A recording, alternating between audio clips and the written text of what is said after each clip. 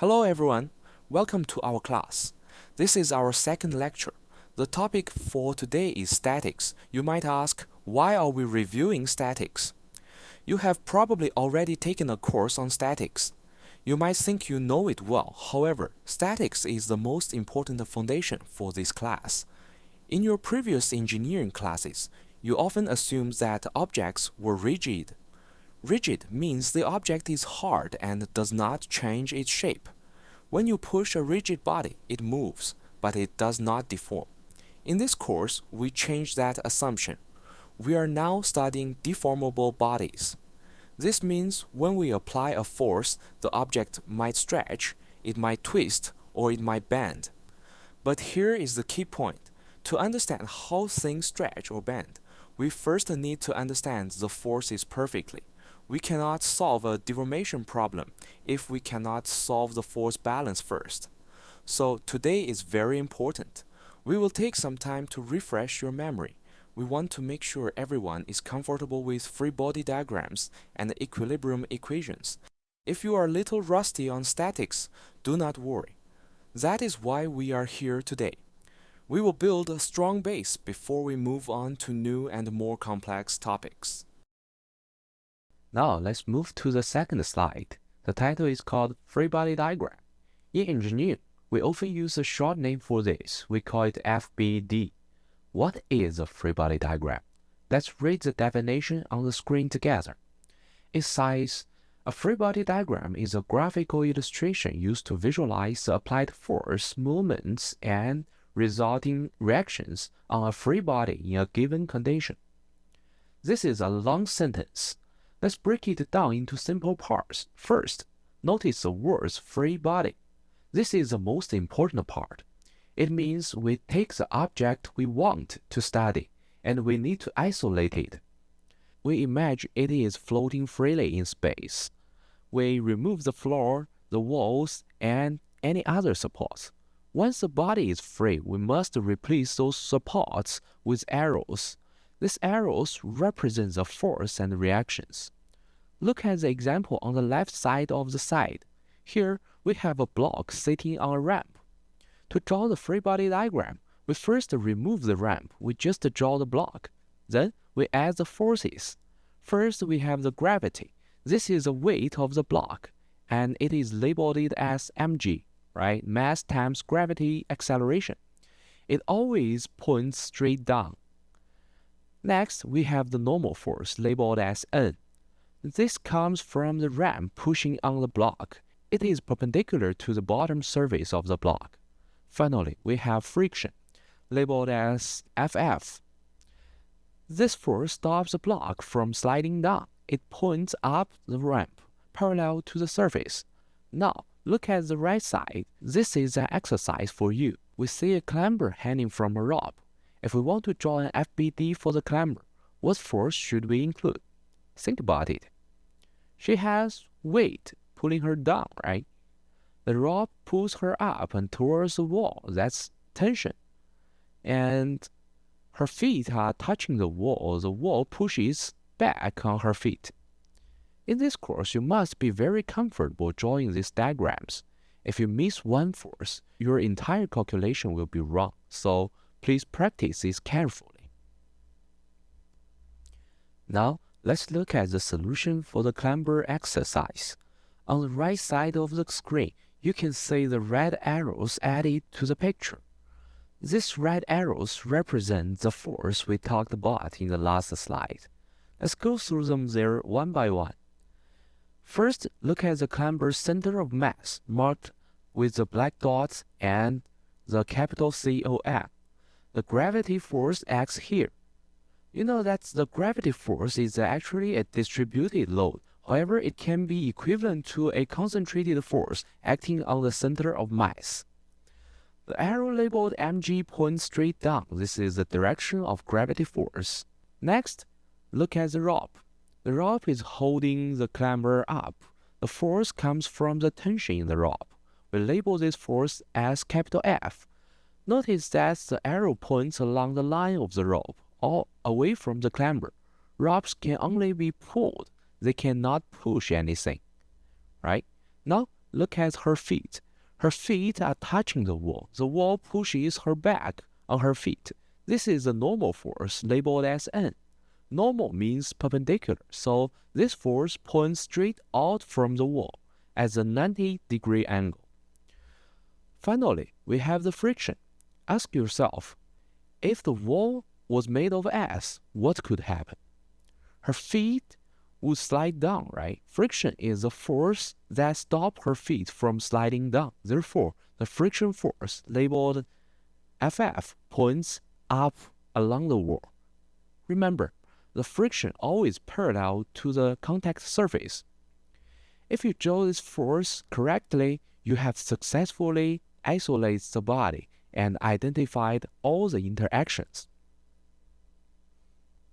Okay, in engineering, we have two words for this. Sometimes it's called moment, sometimes it's called torque. They mean the same thing. What is a moment? The definition is on the screen. It is a measure of the tendency of a force to cause rotation. Think about a door. If you want to open a door, you push it. If you push near the handle, the door opens easily. If you push near the hinges, the door is very hard to open. Why? Because the distance is different. The force might be the same, but the rotation effect is different. The rotation effect is the moment. Now look at the mass in the center of the slide.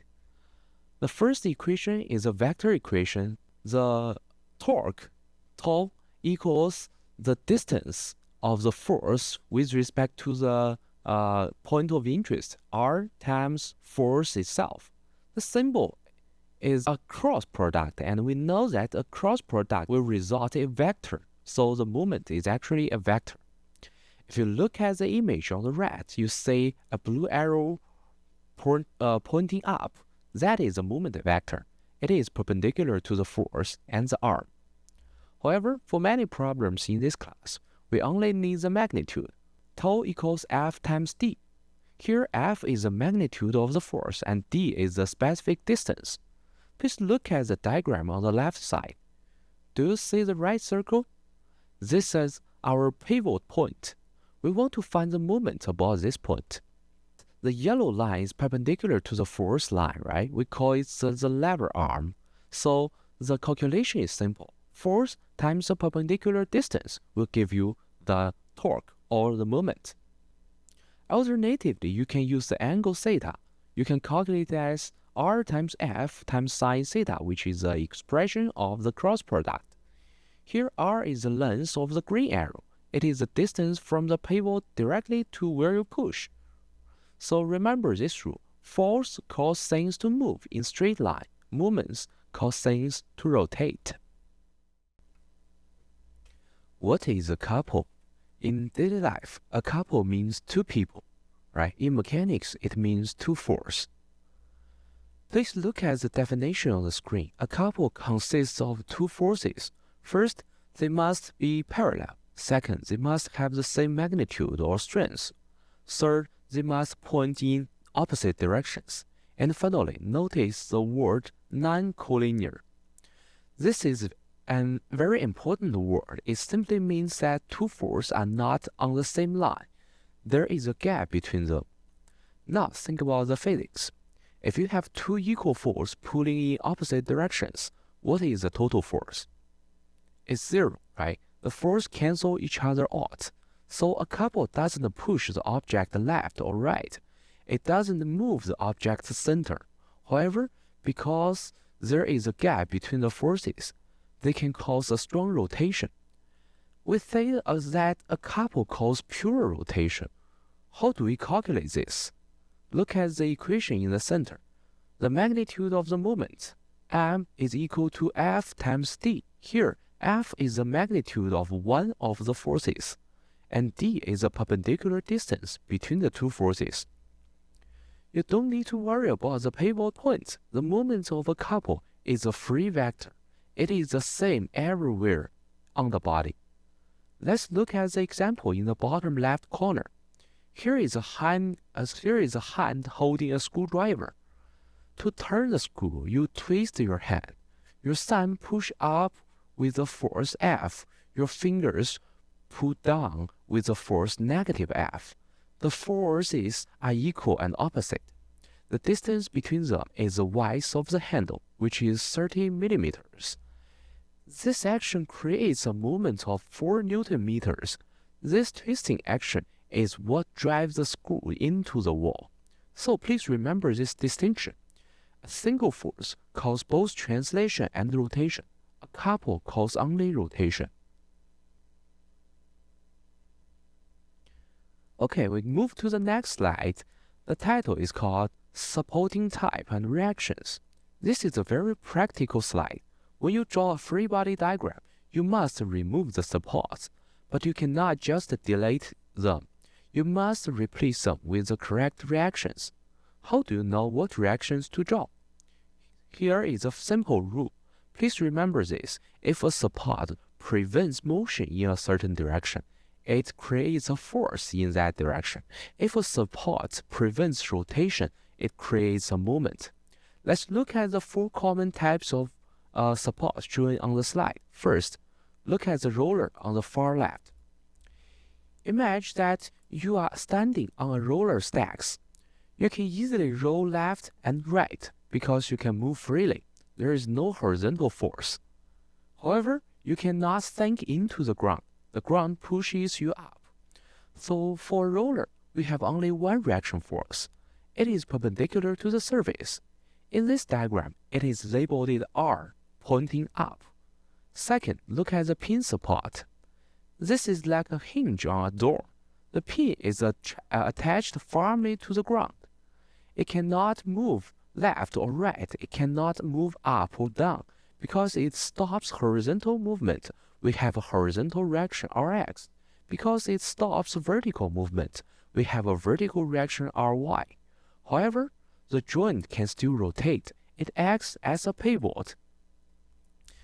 Because it is free to rotate, there is no moment reaction. Third, look at the sliding support. This is a collar wrapped around the vertical rod. The collar can slide up and down freely, therefore there is no vertical reaction, but it cannot move sideways. The rod stops it, so we have a horizontal reaction Rx. Notice that the curved arrow labeled MZ. This specific support also prevents the collar from twist or rotating. Because it stops rotation, we must include a reaction moment. Finally, look at the fixed support on the right. Can it move left or right? No, so we have Rx. Can it move up or down? No, so we have Ry. Can it fall over or rotate? No, because the concrete holds it steady. Because it prevents rotation, we also have a moment Mz. A fixed support is the strongest type. It has all 3 reactions: horizontal force, vertical force, and a moment. When you solve problems, look closely at the diagram, identify the support type, and then draw the correct arrows on your free body diagram. Well, let's go to the next slide. It looks very similar to the last one, but look at the bottom half. We have a new row labeled symbols. In engineering, we are often lazy. We don't want to draw beautiful 3D pictures for detailed supports every time we solve the problem. It looks too long. So we use the simplified symbols. We call this schematic representation. In your textbook and on your exam, you will mostly see the black and white symbols on the bottom row. You need to learn to recognize them instantly. Let's match them up. First, look at the roller on the left. The symbol is a triangle sitting on top of little circles. Those little circles represent wheels. When you see those wheels, think roller. It means the object can roll side to side. So when you draw the free body diagram for this symbol, you only draw one reaction force, the vertical force R, perpendicular to the ground. Second, look at the pin. The symbol is a triangle again, but look closely at the bottom. Are there wheels? No. The triangle sits directly on the ground. Because there are no wheels, it cannot move sideways. So, For this symbol, you must draw two reaction forces, Rx and Ry. Third, look at the sliding support. The symbol shows a rod going through a block. The little circle between the rod and the block represents ball bearings. They mean smooth motion. If you see this, remember it acts as the roller we thought before. It prevents rotation but allows sliding. Finally, look at the fixed support on the right. This is the easiest symbol to draw. It's just a beam going directly into the wall. There is no triangle, there is no circle. It looks like the beam is stuck inside the wall. When you see this simple line, you must remember that the most complex reaction. You must draw three things: a horizontal force, a vertical force, and a moment. Please take a moment to memorize the difference between the roller and the pin. The roller has wells, while the pin doesn't. This is a very common mistake on exams. If you mix them up, you will have the wrong number of variables and you cannot solve the problem. Static equilibrium is the most important concept for today. This is the goal of all our calculations. What does equilibrium mean? It means the object is stable. It's not moving, it's not rotating. Or if it is moving, it is moving at a constant speed without any acceleration.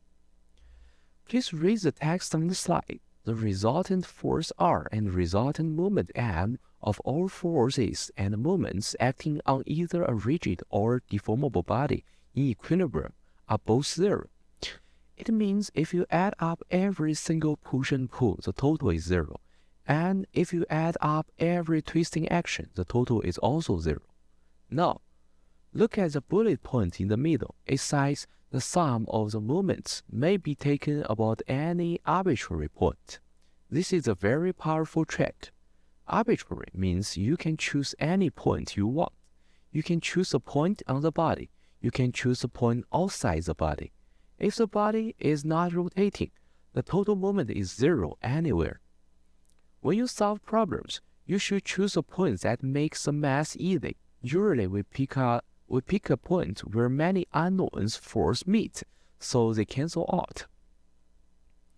Vectors are hard to calculate directly, so we usually break them down to scalar components. In 3D, each vector equation has three component equations, so the force and moment balance totally give us 6 scalar equations. However, in this course, we will mostly work in 2D, and 3 of 6 equations is automatically satisfied, and only 3 equations left. In other words, all force pushing left must equal all force pushing right. All forces pushing up must equal all forces pushing down. All clockwise rotations must equal all counterclockwise rotations tendency. These are your 3 tools. With these 3 equations, you can find up to 3 unknowns. Okay, let's apply what we just learned to a real example. Please look at the structure on the screen. We have a frame attached to a vertical wall on the left. The frame has 2 parts. There is a horizontal bar at the bottom from A to B. There is a diagonal bar at the top from C to B. At the end, point B, there is a large downward force of 30 kilonewtons. The problem asks us to analyze the reaction force on support A and C. This means we need to find the magnitude and direction of the forces at the wall. How do we start? First, we look at the supports at A and C. Visually, this looks like pins. They are hinges. As we reviewed, a pin usually has 2 reaction forces, an X component and a Y component. So if we just count the unknowns, we have AX, AY at the bottom, we have CX, CY at the top. That is 4 unknowns. But remember, we only have 3 equilibrium equations in 2D. We cannot solve for 4 unknowns with 3 equations. We need to look deeper. This brings us to a very important concept from statics, the two-force member. Look closely at the top bar, the bar from C to B. Is there any heavy weight on the bar itself? No. Is there any external force pushing on the middle of the bar? No. It is connected only at the ends at C and B. When a member is only connected at its ends and has no other load, the force must act along the straight line connecting the 2 points. This is a huge simplification. Because the bar CB is a 2-force member, we know the direction of the force at C. The force at C must point exactly along the line from C to B. We can calculate this angle using the dimensions 600 mm and 800 mm. So instead of 2 unknowns at C, Cx and Cy, we only have 1 unknown, the magnitude of the force in the bar. Now, the problem is solvable. We will draw a free body diagram of the bottom bar AB. We will have the pin reactions at A. We will have the 30 kN load at B. And we will have the force from the top bar pulling at B, known as the known angle. Now let's solve the problem. Please look at the calculations on the slide. We will use 2 steps to find all the reaction forces. Step 1. Analyze the whole frame. Please look at the free body diagram on the bottom left. Here, we treat the 2 bars as one single solid object. We have reaction forces at A and C. We want to find the unknown forces. A good strategy is to sum the moments about point C. Why do we choose point C? First, the forces Cx and Cy act directly at point C. They cause no rotation. Second, look at the force Ay. Its line of action goes straight up through point C, so Ay also causes no rotation, no torques. This leaves only 1 unknown, Ax. The equation is shown in the middle. Ax pushes with a lever arm of 0.6 meters. The 30 kN load pulls with the lever arm of 0.8 meters. When we solve this, we find that Ax equals 40 kN. Next, we sum the force along the horizontal direction, which is actually the x direction. Ax plus Cx must equal to 0. Since Ax is 40 kN, so Cx must be negative 40 kN. The negative sign simply means Cx points to the left, not to the right, we assumed. Now, we have a problem. We still need to find Ay and Cy. If we sum the vertical force, we get Ay plus Cy equals 30. We have 2 unknowns, but 1 equation. We cannot solve this yet. To find the missing forces, we must break the object apart. Please look at the diagram on the right. Here, we isolate just the bottom bar from A to B. Let's sum the moments about point B. Why point B? Because there are complicated internal forces at connection B. We do not know them, and we don't want to calculate them. But by putting over pivot at B, we eliminate those forces from the equation, because they don't have any distance from B, so the torque is 0. Now look at the forces at A. Force Ax points horizontally. It points directly at B, so there's no torque. The only force that can rotate this bar is Ay. The equation is negative Ay times 0.8 equals 0. The only possible answer is that Ay is 0. Now we go back to the vertical force equation. We know that Ay plus Cy equals 30. Since Ay is 0, then Cy must be 30 kN. So we have found all these reactions. Ax equals 40 kN, Ay is 0, Cx is negative 40 kN, and Cy is 30 kN. This example shows you that choosing the right pivot point can make the math very simple. Always look for points where forces cancel out or forces passing through.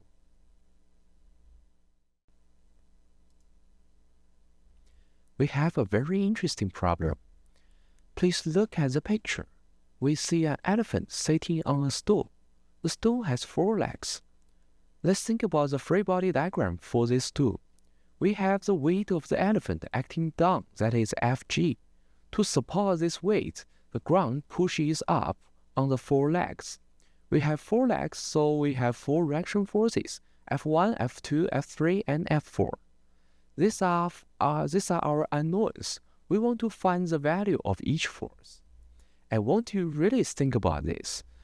Can we determine exactly how much weight is on leg 1 or on leg 2? Let's go to the next slide to check the math. Let's count how many unknowns we have. First, we have 4 vertical forces, F1 to F4, so the number of unknowns is 4. Now look at the equations. The stool is in equilibrium. We can sum the vertical forces, and we know that the summation is 0. All legs together must support the elephant. We can sum up the moments about the x-axis and y-axis. This prevents the stool from tipping in horizontal plane. So we have 4 unknowns, but we only have 3 equations. 4 is greater than 3. This is a problem. If the number of unknowns is greater than the number of equations, the structure is called statically indeterminate. This means statics alone is not enough to solve the problem.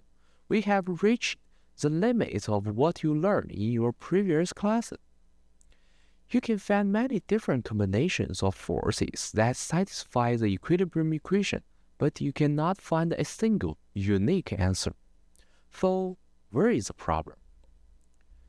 The answer is rigid body assumption.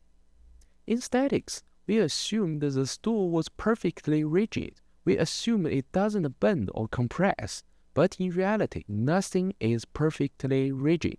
The leg of the stool will compress slightly under the weight of the elephant. Maybe one leg is a little bit shorter than the others. Maybe the floor is uneven. Maybe one leg is made of soft wood and others is made of hard steel. The distribution of force depends on the stiffness of the legs. The stiffer leg takes more load. To solve this problem, we need more information. We need to know how the stool deforms. This is exactly why you are taking this course, Mechanics of Deformable Bodies. This course gives us the actual questions we need. By understanding how materials stretch, bend, and twist, we can solve problems that are impossible for statics. We are now entering a new part of the course. In our last example, we saw the elephant on the stool. We couldn't solve that problem because we assumed the stool was rigid. Now, we know that all rigid bodies are to some extent elastic. This means every object works like a spring. When you pull a steel bar, it gets a little bit longer. When you push the concrete column, it gets a little bit shorter. Usually, this change is very small. You cannot see it with your eyes, but it is happening. In this course, we will learn how to calculate these small deformations. We will learn to predict exactly how much a bridge will bend or how much a wire will stretch if you apply load on them. Look at the picture on the left. It shows a golf ball hitting a wall.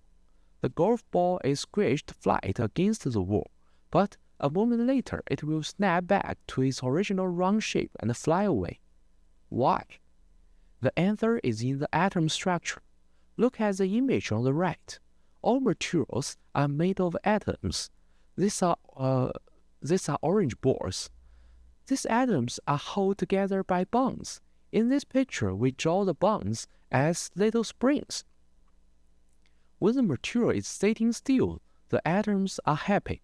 They sit at a comfortable distance from each other. But if you pull the material, you stretch those bonds. The atom moves apart. The springs try to pull them back together.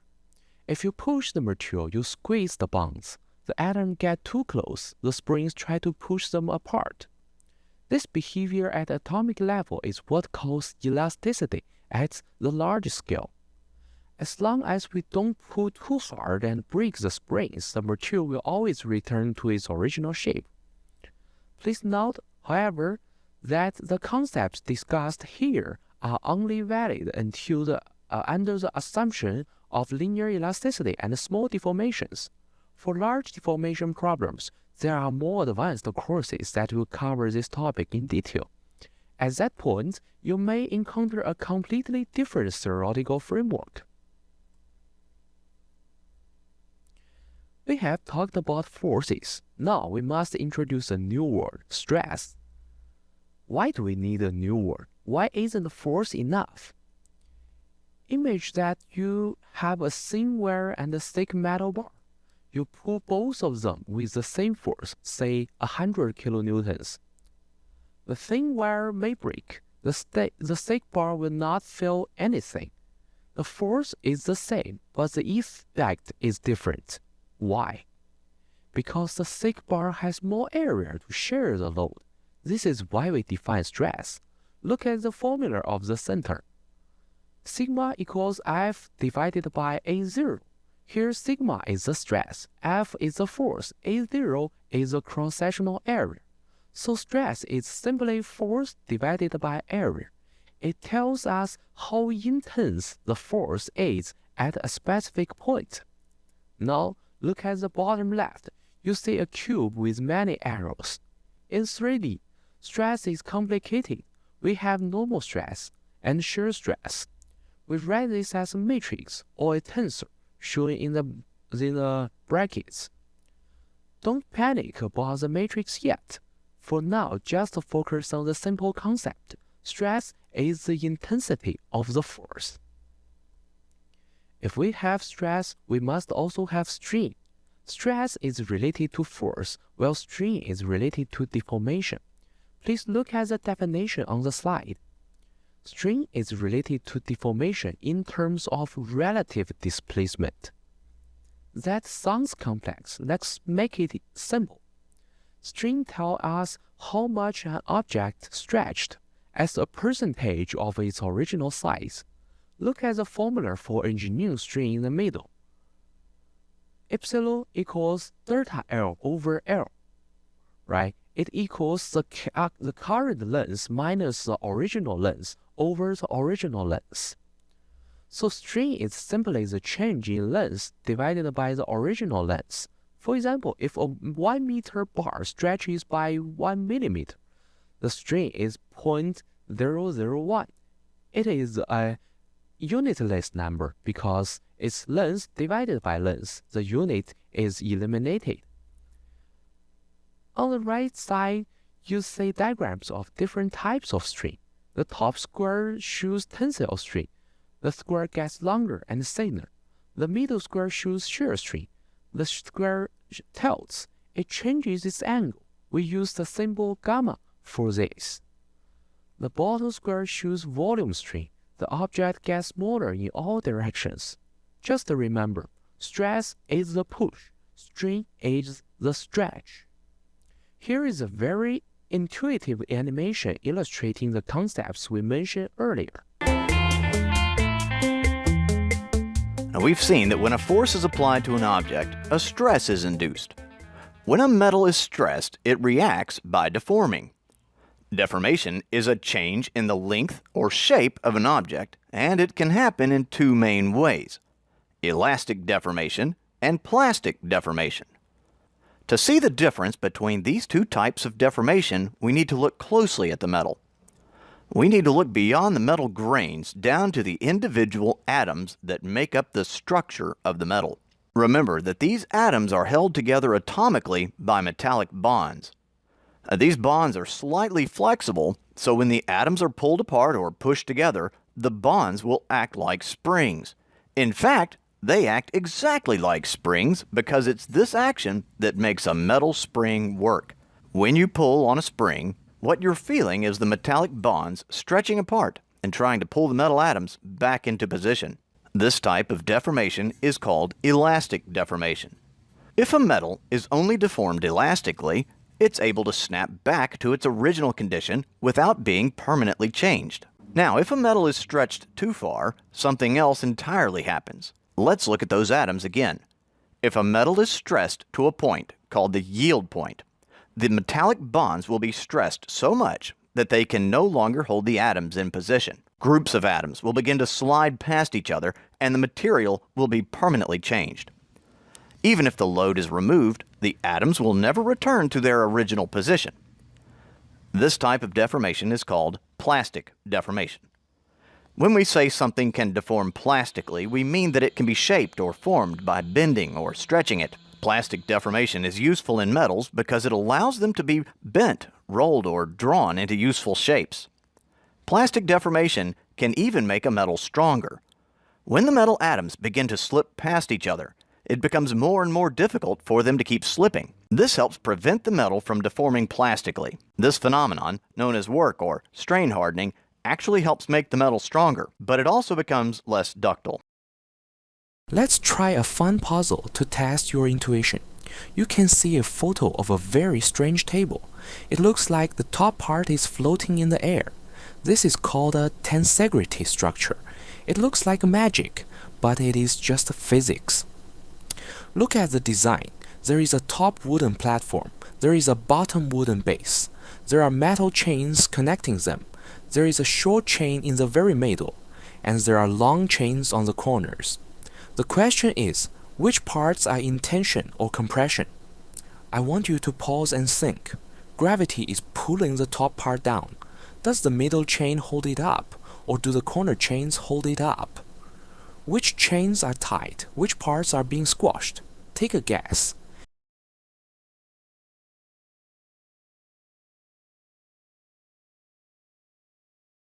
Here is the solution.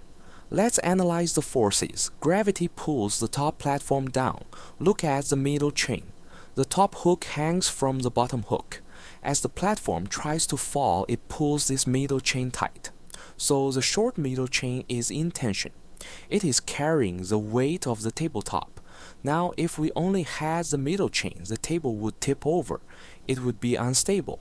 That is why we have the corner chains. The middle chain holds the weight, but the corner chains stop it from wobbling. When the table tries to tilt, the corner chains get pulled tight. So, the vertical chains are also in tension. Now, what about the Z-shaped wooden frame? The chain pulls down on the top hook. The tabletop pushes down on the structure. Therefore, the wood itself is being squeezed. The wooden frame is primarily under compression. This is a beautiful example of mechanics. Chains are flexible. They can only take tension. They collapse if you push them. Wood is hard. It is good at compression. By combining them intelligently, we create a stable structure that looks impossible. We have reached the end of today's lecture. On this final slide, I have listed some additional resources. Sometimes seeing an animation makes these concepts much clearer. I highly recommend the YouTube channel The Efficient Engineer. They have excellent videos on stress, strain, and the things we discussed today. The video Understanding Shear Force and Bending Moment is very good. Another channel is Tool Notes. They have videos showing real machines and real material tests.